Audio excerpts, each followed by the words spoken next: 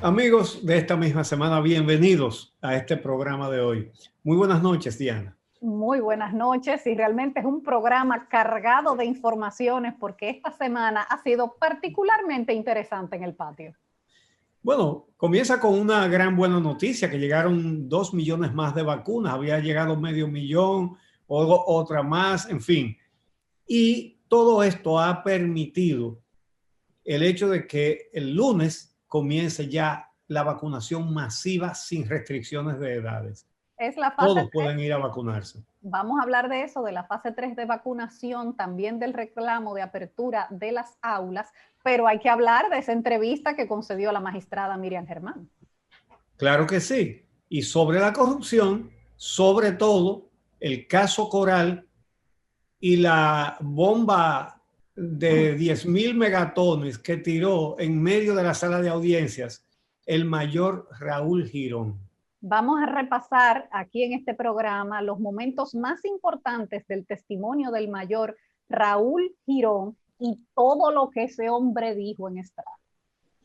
Ese es el contenido de hoy. Regresamos. Esta misma semana. Bueno, esta semana empezó con una excelente noticia y fue la llegada desde China de 2 millones de dosis. El presidente Luis Abinader, la vicepresidenta Raquel Peña, también la primera dama se vacunaron esta semana porque ya se estaba inoculando al grupo de más de 50 años. Pero la llegada de este lote va a permitir que se abra la fase 3, que ya es la vacunación general a toda la población mayor de 18 años. Ese es el camino al control de la pandemia. Es un paso gigante para resolver esta situación que afecta no solamente a la salud del pueblo dominicano de manera directa, sino también la salud de la economía. Y eso también afecta a todo el que vive en este país. Pero hubo otro tema relacionado a la pandemia y a las clases esta semana. Mucha presión por parte de los colectivos de padres y colegios que después de recibir una amonestación o una advertencia por parte del Ministerio de Salud de que no podían estar recibiendo estudiantes en los planteles, cosa que han estado haciendo muchos colegios de manera semipresencial o en grupos pequeños un par de veces a la semana o una vez a la semana, pues el ministerio les advirtió que no podían hacer eso. Entonces empezó un reclamo donde la protesta se centró en que estudiantes fueron a tomar sus clases en espacios públicos para evidenciar que el único lugar de este país donde no se puede estar es en las escuelas. Y así fueron a plazas comerciales, a restaurantes, a parques, a tiendas, y en esos lugares tomaron sus clases. Sí, que es una forma de decir, no se puede en las aulas, pero miren dónde se puede. Sí, hasta en los restaurantes. Porque realmente todo está abierto en nuestro país. Entonces, para sorpresa de los padres y además para alegría también, la vicepresidenta Raquel Peña entonces dijo que el Gabinete de Salud hace tiempo que está de acuerdo con la apertura total de las clases en nuestro país en todos los niveles, la universitaria y la preuniversitaria también. Y así también lo expresó el ministro de Salud en el almuerzo de los medios Corrillo. Entonces, se entendía que ante ya el visto bueno de las autoridades sanitarias no iba a haber ningún escollo para que finalmente se abran las clases presenciales en nuestro país. Pero el ministro Fulcar entonces hizo una nueva petición, y es que además el entorno familiar de los estudiantes también esté vacunado. O sea, ya se vacunaron los maestros, que de hecho se convirtieron en un grupo prioritario justamente para que se abrieran las clases presenciales en el país. Están vacunados los adultos mayores. El Gabinete de Salud, que es el que traza las políticas de salud con respecto al COVID, dio su visto bueno. El Ministerio de Salud dio su visto bueno. Y ahora el MINER parece que se quiere inventar otra excusa para que no se abran las aulas. Pero bueno, vamos a ver. Si los padres no están vacunados, entonces mejor que los niños estén en las aulas. Exactamente. ¿Verdad? Hay cosas como que uno no las puede entender. Mira, Pero claro, Claro que todos debemos vacunarnos. Todo el mundo debe vacunarse. Hay personas que no quieren, bueno, no se les puede obligar tampoco, pero hay que tener conciencia. Claro. Si usted se vacuna, usted es un foco menos de contaminación, sobre todo para su familia. Sí, no, pero incluso aquellos padres que por H o por R, porque hay gente que piensa así, no se quieran vacunar, a sus hijos hay que garantizarle el derecho a la educación. Naturalmente. Entonces, claro. Mira, yo espero, de verdad, yo espero que lo que está haciendo el Ministerio de Educación sea para incentivar la vacunación, pero no para poner otro requisito más que retrase la apertura de las aulas. Yo espero que lo que se anuncie este lunes, porque se dijo que será este próximo lunes, cuando el gobierno hará el anuncio oficial, es que se abren las aulas. Que se abren las aulas porque no hay ninguna excusa más ya. Bien, hacemos una pausa y cuando regresemos vamos a hablar de las declaraciones de la Procuradora General de la República, la magistrada Miriam Germán Brito, en el programa El Día, donde tuvimos una entrevista con Edith Febles y un servidor. La procuradora tocó muchos temas importantes. De eso hablaremos al regreso. Esta misma semana. Bien, amigos, esta semana, específicamente el miércoles, estuvo la Procuradora General de la República, Miriam Germán Brito, en el programa El Día, atendiendo a una invitación que le habíamos hecho desde hacía un tiempecito. Y allí trató todos los temas importantes que tienen que ver con el Ministerio Público hoy día. Obviamente hay temas que ellos no lo pueden hablar por reglas procedimentales. Tienen que esperar para decir las cosas en la sala de audiencia.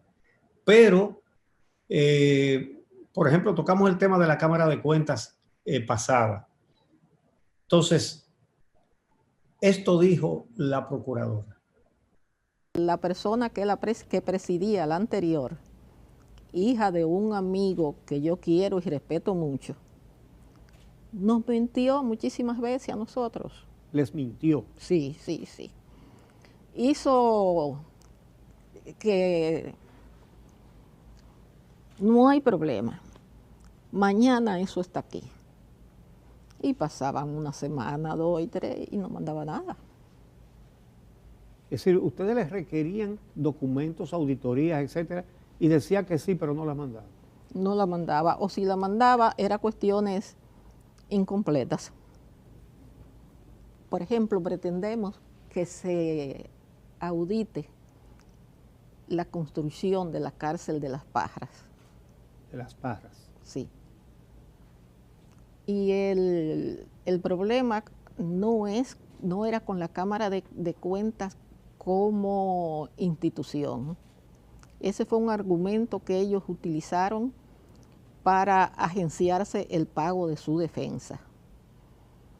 Es el colmo. Un órgano de control, como lo es la Cámara de Cuentas, que el Ministerio Público le pregunte por auditorías y no le quieran decir. Eso no se puede haber visto nunca en ningún país de este mundo. Pero es importantísimo lo que ella dice, de que no es contra la institución, que se sepa que es contra 3 de los anteriores miembros de la Cámara de Cuentas que, según ella, mintieron en las investigaciones que hizo el Ministerio Público. Y que esto que hicieron esos miembros, intentar decir que era un ataque a la institución, fue para poder agenciarse el pago de los abogados. Porque la persecución es contra ellos como personas, no contra la institución. Y que eso habrá de ser cuestionado en la justicia también. 6 millones y pico de pesos para pagarle honorario a los abogados que lo van a defender como personas. Y bueno, son sus abogados y ya ellos no son miembros de la Cámara de Cuentas, ¿verdad? Y se robó el dinero. Pero que el director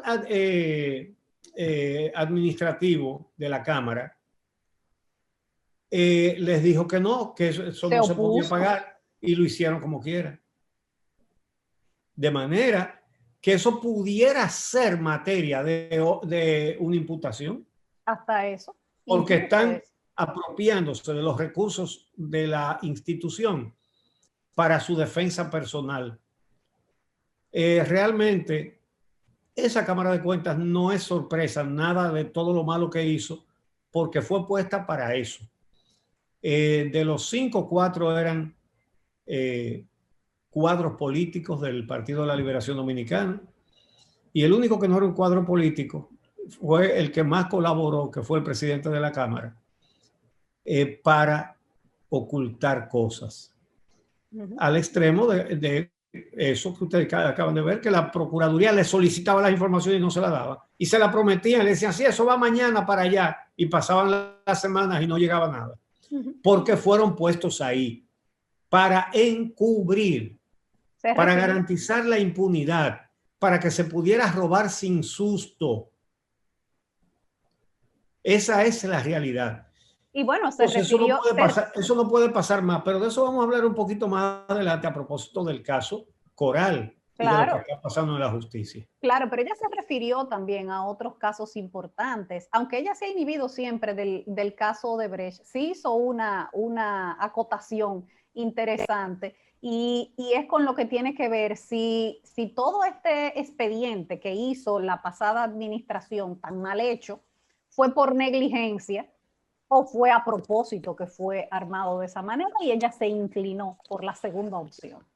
Sí, eso lo hemos dicho nosotros y mucha gente más, fue un expediente estructurado para que se cayera.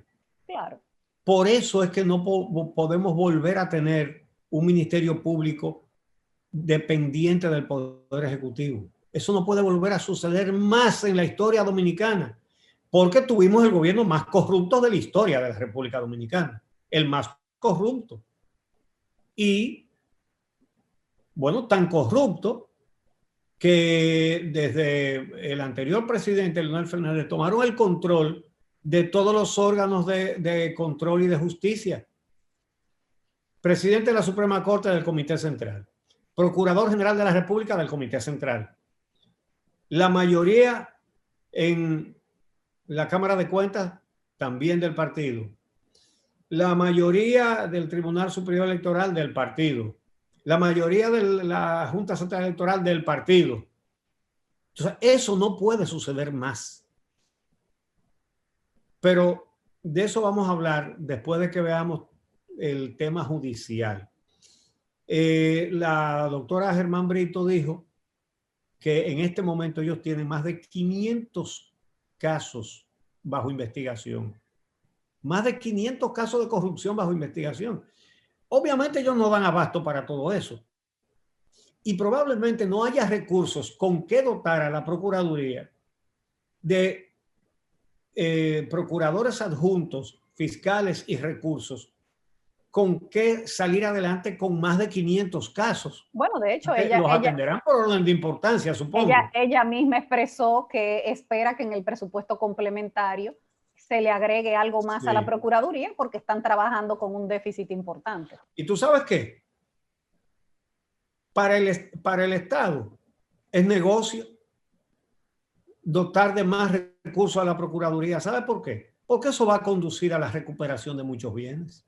Claro, y no solamente eso, sino a darle la sensación a la población, que es lo que ha estado esperando desde hace mucho tiempo, que su dinero no se lo roban o que por lo menos se recupera.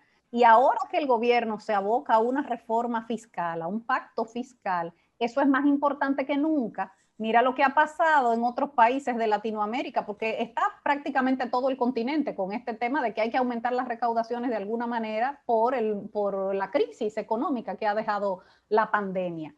Pero aquí, en República Dominicana, con todo lo que se han robado, tú tienes que darle legitimidad a eso. Y la forma de darle legitimidad a eso es trancando corruptos y recuperando bienes. Claro. No, eso es imprescindible. Ahora, la verdad es que en esta semana, más que en cualquier otro momento, se ha sentido que estamos en otra sociedad, en otra República Dominicana, y ya diremos por qué. Sí, Mira, hubo otro tema que tocó la magistrada Miriam Germán en esa entrevista y es el del ataque al campamento de las Tres Causales. Vamos a escuchar cómo dice la magistrada que están investigando este caso.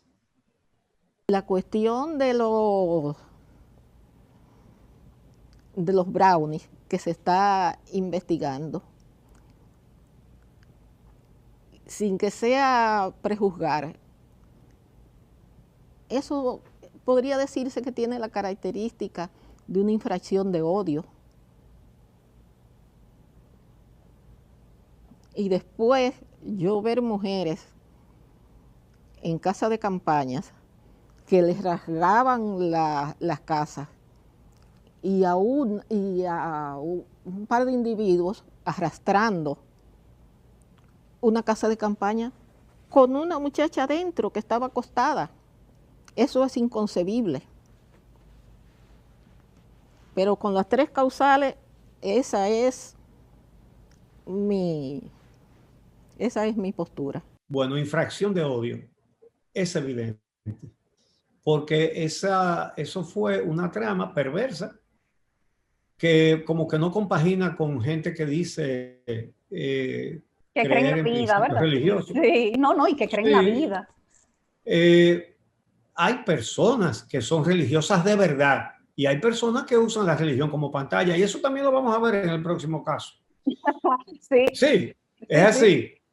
Pero dígame usted, una persona que concibe en su mente, tiene una mente podrida, para coger, le vamos a mandar un falso regalo con un falso remitente para que se intoxiquen, y cuando vayan a buscar atención médica, los médicos digan que es por marihuana.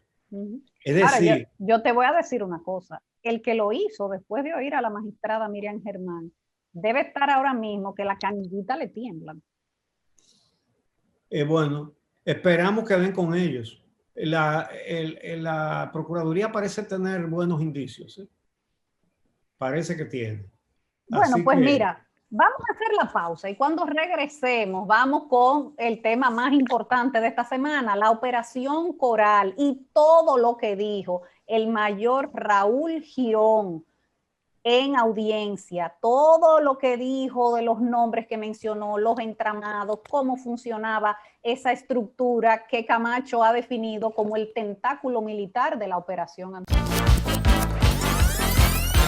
Esta misma semana. Bien, amigos, esta semana el caso Coral tomó dimensiones que han atrapado la atención de todo el país. Con las audiencias para las medidas de coerción de ese caso. Esta sociedad es otra.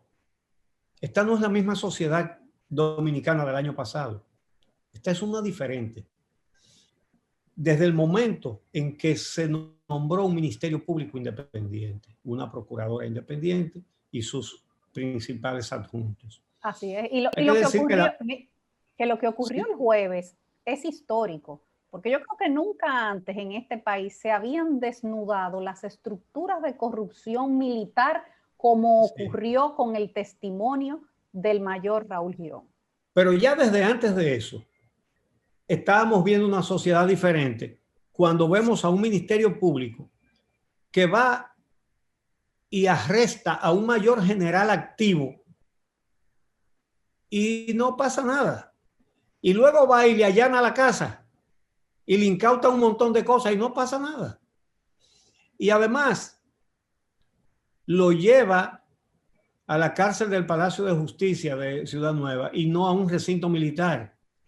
Y ahora que piden regularizar su prisión por 18 meses, su prisión preventiva, señalan que tiene que ser en Najayo, no en ningún recinto militar. Porque hay que decirlo, eso no está escrito en ninguna parte, eso no es ninguna ley. No, por supuesto. Pero no olvidemos que, por ejemplo, Pau Castro, que ya murió en categoría de preso, aunque estaba en el hospital de las Fuerzas Armadas, a ese lo tenían disque preso en el Ministerio de las Fuerzas Armadas y se colaron imágenes hasta de una fiesta con un perico ripiado ahí adentro. Entonces, bueno, lo va a explicar el mayor Raúl Girón, lo vamos a escuchar aquí.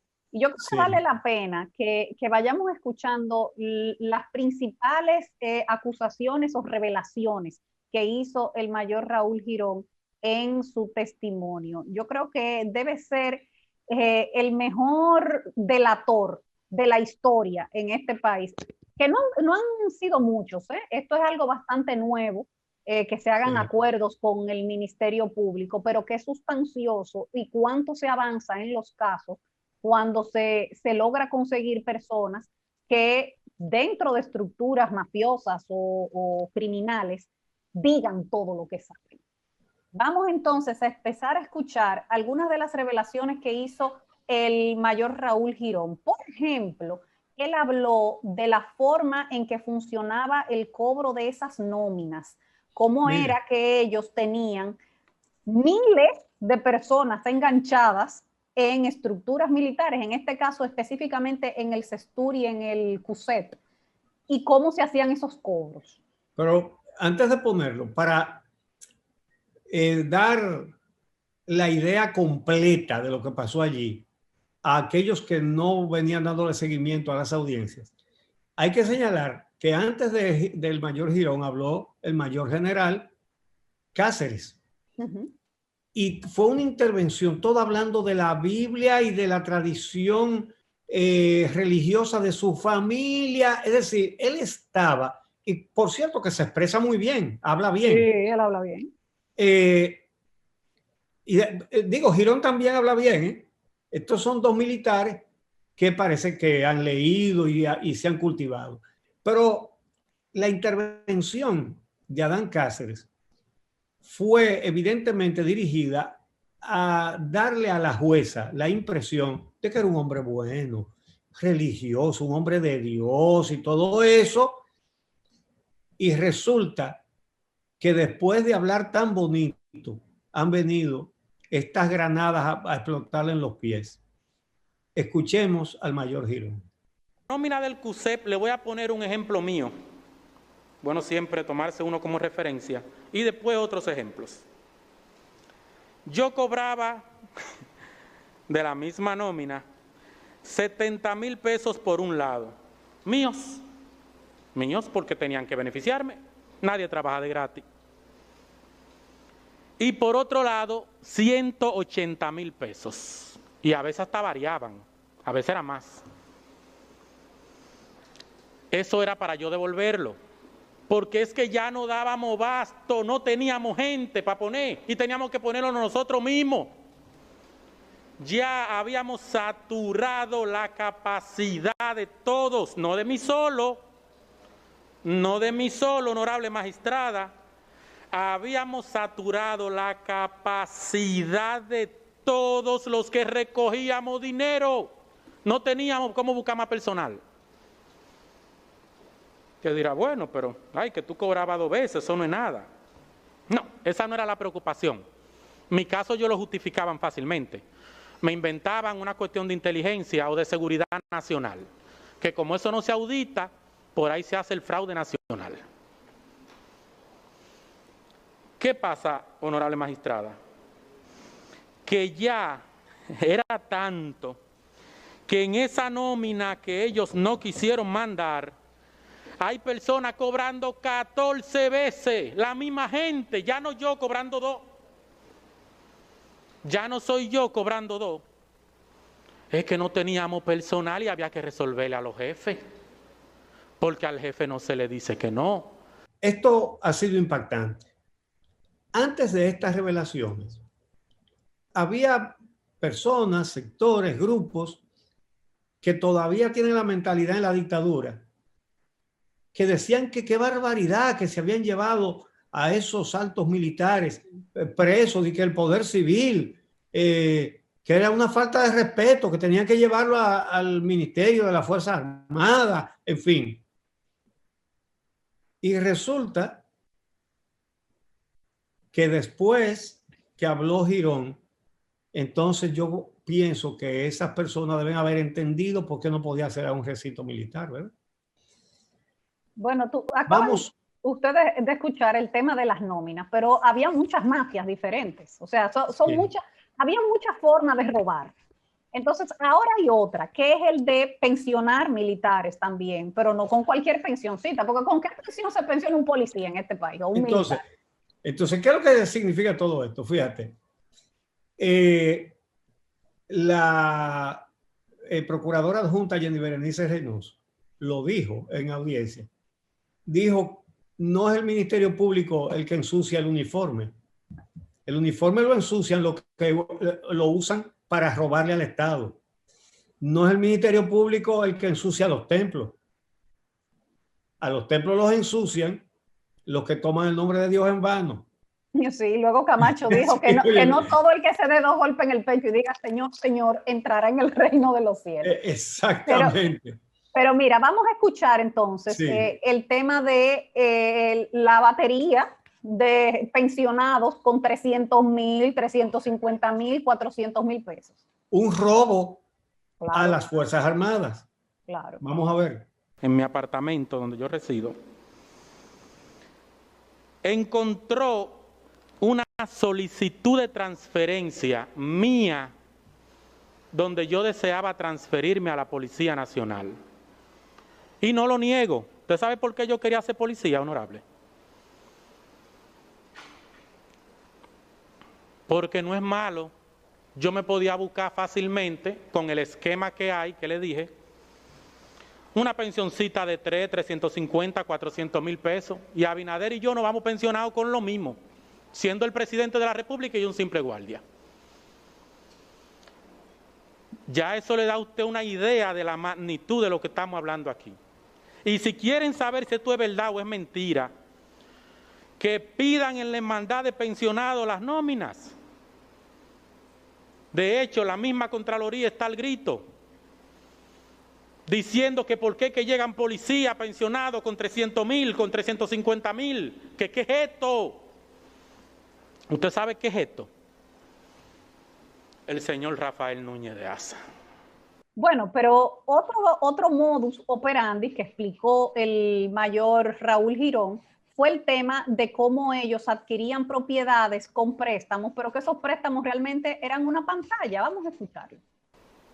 Él me enseñó, como en efecto ha sido su modo de operación, que todo debe de hacerse con préstamo, porque de esa forma usted distrae a la autoridad a la que pudiera levantarle alguna sospecha. No es lo mismo yo comprar 4 apartamentos en efectivo uno arriba de otro que solicitar 4 préstamos en diferentes entidades bancarias para no llamar la atención. Usted sabe la similitud que hay entre todos, que nosotros el modo de operación es verdad, coge mucho préstamo, muy todito tenemos mucho préstamo, pero lo pagábamos así. ¿Usted sabe por qué lo pagábamos así de rápido? Fácil. Si yo iba a comprar un apartamento que me costó 5 millones, ya hace rato que esos 5 millones de pesos estaban tirados ahí. Ya hace rato. Entonces, ¿qué me molesta a mí tomar un préstamo cuando yo sé que ya el dinero hace ratazo que está ahí, magistrada? Bueno, ellos tomaban préstamos como un disfraz para que no se viera que ellos estaban de repente comprando propiedades millonarias y que obviamente iban a decir, pero ¿y cómo usted con un sueldo de mayor o de coronel o de general está comprando propiedades lujosas? Entonces, tomaban los préstamos, lo pagaban de una vez. Realmente era gente que pensaba que el PLD no iba a salir nunca del poder. Sí. Y que así disfrazaban las cosas. Y si alguien preguntaba alguna vez, ven acá, pero ¿y estos oficiales comprando propiedades millonarias? Le iban a decir, no, pero fue con préstamo, míralo ahí, los préstamos. Iban a mostrar la prueba de que habían tomado préstamos. Eso era un simple subterfugio. Lo que no podían imaginarse era que desde dentro del mismo grupo iba a salir la revelación de todas estas barbaridades. Mira, otro nombre que salió en ese testimonio fue el del ex director del CESTUR, Robiú, el coronel Robiú, y explicó el mayor Raúl Girón cómo se dio la adquisición de ese apartamento en Balcones del Atlántico. Vamos a escuchar esa narración. Honorable, en el año 2019, cerca de agosto, si mal no recuerdo, el director del CESTUR, general de brigada, Juan Carlos Torres Robiú, se enamora de un apartamento en Balcones del Atlántico, Las Terrenas, Samaná. ¿Qué hace entonces Juan Carlos Torres Robiú, director del CESTUR en ese momento? Le da al señor Rafael Núñez de Asa una cantidad de dólares que voy a decir indeterminada porque yo no la conté, pero que dio para mucho. Y se nos ordena a las dos personas de confianza o de más confianza en el momento del señor Rafael Núñez de Asa cambiar ese dinero a peso dominicano. Bien, pues hacemos la pausa y regresamos con lo cuarto, como decían ellos. Esta misma semana. Bien, amigos, continuamos con esta misma semana ya en el último bloque. Señores, lo que hizo esta mafia militar es una cosa para una antología de delincuentes. Nombraban una cantidad de personas para cobrar ellos los sueldos y al nombrado le daban una chilata. Y lo mismo hacían con los especialismos, como les llaman en el ejército, en las Fuerzas Armadas. Son aquellos militares que tienen alguna especialidad en algo, puede ser un electricista, digamos, que además de sus servicios normales como militares, lo pueden poner a hacer un trabajo de electricidad y por tener esa capacidad le pagan un sobresueldo, un especialismo. Señores, y había muchísimas personas cobrando especialismo y no eran militares. No estaban nombrados como militares y tenían especialismo. Sí, es el colmo de los ladrones. Oye, y es interesante porque él dice que cada vez que interrogaban a la pastora, que fue a la que interrogaron más veces al principio, inmediatamente ese mismo día en la noche había reunión de emergencia.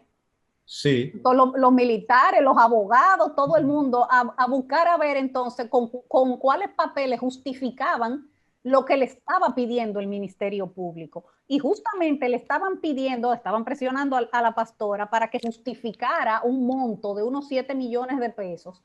Y entonces la vía que ellos encontraron fue que se fingiera, según lo que narra Raúl Girón, que se fingiera que él le había hecho un préstamo desde su financiera, él era dueño de una financiera, y él mismo le decía a ellos, ¿y cómo yo justifico que yo le hice ese préstamo a ustedes? Si la financiera mía es chiquitica, yo lo que doy son préstamos de 5,000 pesos, de 20,000 pesos, ¿cómo yo voy a justificar que di un préstamo de 7 millones? Y que le metieron una presión grandísima para que firmara esos documentos. Que él entendió que si él no obedecía, estaba en peligro la vida de él y la de un hermano de él. Vamos a escuchar. Oigan ustedes cómo él lo dijo. Magistrada Chanel, vamos a decir que inocentemente se pone a jugar con su pistola. No me apuntó. No me apuntó. Ni como le dijeron ahorita para embobar a usted, de que Rosy me estaba apuntando a mí con una pistola. Yo nunca he dicho que Rosy me estaba apuntando con una pistola. Pero sí sé que Chanel tenía la pistola en la mano. Y yo sé la presión que ellos tenían ya con el Ministerio Público. Y lo digo responsablemente aquí. Ni mi hermano ni yo hubiésemos salido vivos de ahí ese día si eso no se filma. Carajo, que aquí no hay miedo ya. Se acabó el miedo. Que había mucho miedo. Bueno, ellos se estaban dando gustos caros de los más tranquilos, porque estaban en un régimen de impunidad garantizado. No estaba previsto que perdieran las elecciones. Y uno de los gustos que se dieron fue comprar carros eléctricos, carros de última generación. Los carros eléctricos son mucho más caros que los de gasolina. Sí, claro, por supuesto. Sí, y entonces encargaron a Girón de que les comprara un carro eléctrico para el mayor general Cáceres y otro para el coronel de Asa. Pero ¿a nombre de quién lo iban a poner?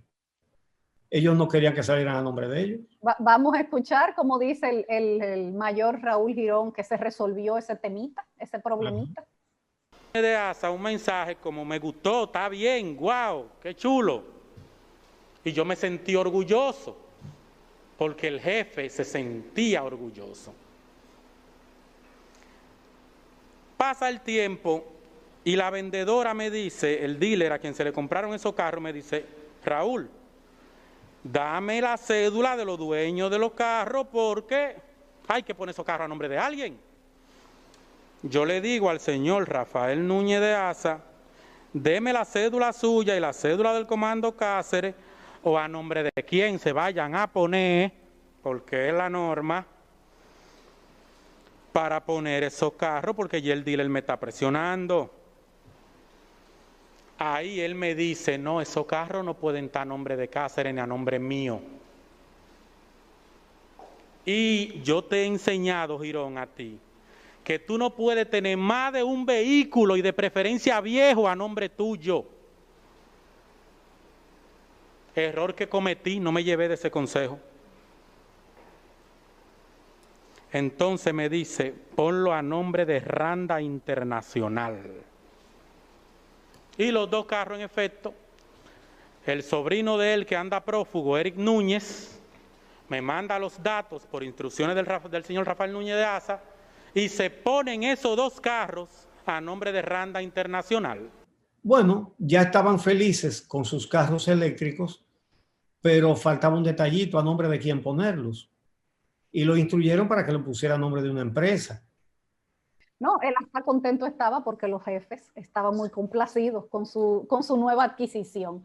Y ahora él responsabiliza a esos mismos jefes de lo que sea que les pueda suceder. Y yo que estuve hasta altas horas de la noche viendo ese testimonio como medio país el pasado jueves, el comentario más recurrido en redes sociales era, hay que proteger a ese hombre.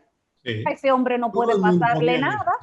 Y él expresa por qué él teme por su vida y lo que le pueda pasar y a quienes él responsabiliza de lo que sea que le pueda suceder a él y a su familia. Vamos a escuchar. Honorable magistrada,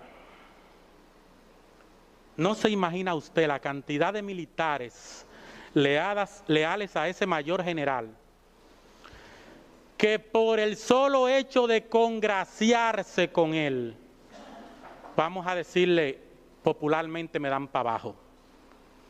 Por eso, si a mí o a cualquier familiar mío le pasa algo, yo en primera instancia responsabilizo al señor Adán Cáceres Silvestre, porque yo sé en lo que yo estaba metido y sé para qué dan esa gente. No es que me lo cuenten por ahí, no es que yo sé, yo estaba en el medio, yo sé. Responsabilizo también al señor Rafael Núñez de Asa. A raíz de la detención de estos militares, que fue un momento en que se sintió un cambio gracias al Ministerio Público Independiente, es otro país, señores. Como decía anteriormente, un mayor general activo, detenido, encerrado, allanado. Entonces, he escuchado a algunas personas que se han manifestado diciendo como que eso es una falta de respeto y que llevar a un militar a una cárcel común y corriente. Pero es que la ley eso es lo que dice. La ley no dice que hay cárceles especiales para militares. Pero es que además por lo que hay... Pero es que por lo que a ellos se les está investigando son delitos penales, no es una indisciplina militar. Exactamente. No, son delitos penales. Es decir, diste en el clavo. Si es una sanción disciplinaria, bueno, pues lo trancan en su recinto militar. No, pero esto es otra cosa muy diferente. Entonces, ¿qué pasa cuando un militar de alto rango está preso? Él mismo, el mismo Girón lo explica. Dentro de esos privilegios que nosotros tenemos están las cárceles militares, que son en cierta medida, honorable magistrada, un aliciente a nosotros delinquir. ¿Usted sabe por qué? Yo, como un simple mayor, que ese rango no es simple para nada en la guardia, oficial superior ya, usted me manda a mí a una cárcel militar y mire que me estoy metiendo al medio yo mismo, pero es para que usted vea por qué uno delinque como militar. A mí hay que darme en una cárcel militar habitación con aire acondicionado, televisor, computadora con internet, mi celular 24 horas al día. Yo sé que tú te lo vas a creer porque se ha visto en personas civiles que a base de su dinero lo logran. Fácilmente estoy yo los fines de semana en cualquier villa de Jarabacoa, perdido por ahí, disfrutando un fin de semana con mi familia. Y el tribunal creyendo que me tiene preso allí. Esos son nuestras cárceles militares. Hasta lo voy a decir. Si me ven deprimido, hasta las jovencitas me llevan.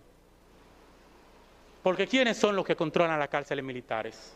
Tenientes generales, generales de 5 estrellas como en Estados Unidos, ¿no? Son todos subalternos de nosotros. Bueno, señores, lo que hemos visto esta semana nos ubica en otro país que no era el que teníamos el año pasado. En un país donde tiene más vigencia la ley, donde tiene más vigencia un ministerio público que es independiente, que no obedece a intereses politiqueros como el anterior. ¿Y a quién le debemos eso? Muchos dirán, bueno, al presidente que nombró un ministerio público independiente. Bueno, sí, en parte, pero principalmente eso se le debe, ¿sabe usted a quién? A usted mismo. Si usted fue de la cantidad de personas que salieron a avenidas y a plazas a reclamar justicia independiente. A un pueblo que cambió. Abinader o el PRM, lo que hicieron fue que inteligentemente interpretaron que había un cambio en la población y se alinearon con el mismo. Obviamente que ahora tienen que cumplir. Porque sería perder lo que ganaron. Incumplir eso. Aunque en ese partido de gobierno hay gente que sí, que cree que ellos llegaron ahí para quitar a los que estaban robando antes para robar ellos. Ahora, ahí hay gente que cree eso. Sin embargo, el presidente sí ha sido coherente con estas medidas de independencia del Ministerio Público y de otras entidades como la Cámara de Cuentas, la Dirección de Compras y Contrataciones, etcétera, etcétera, etcétera. Ahora, el mensaje que esto nos deja, el ver que se comienza a hacer justicia, tiene que llevarnos a una reflexión y a una acción. Vamos a esperar que eso se quede así y que mañana venga otro presidente, Píndaro de la Cruz, y decida poner a un canchanchan suyo de procurador, a sus amiguetes en la Cámara de Cuentas, a sus compañeros de partido. No, eso hay que constitucionalizarlo. Se necesita una reforma constitucional que consagre la independencia del Ministerio Público, de la Cámara de Cuentas y de todos los órganos colegiados, para que no volvamos atrás. Sobre todo que entre los aspirantes de siempre a la presidencia están los que han gobernado así. Entonces hay que poner una barrera constitucional para que estos logros no tengan vuelta atrás. Gracias a todos ustedes por su sintonía. El próximo sábado estaremos nuevamente Uchi Lora y una servidora aquí en esta misma semana. Hasta entonces.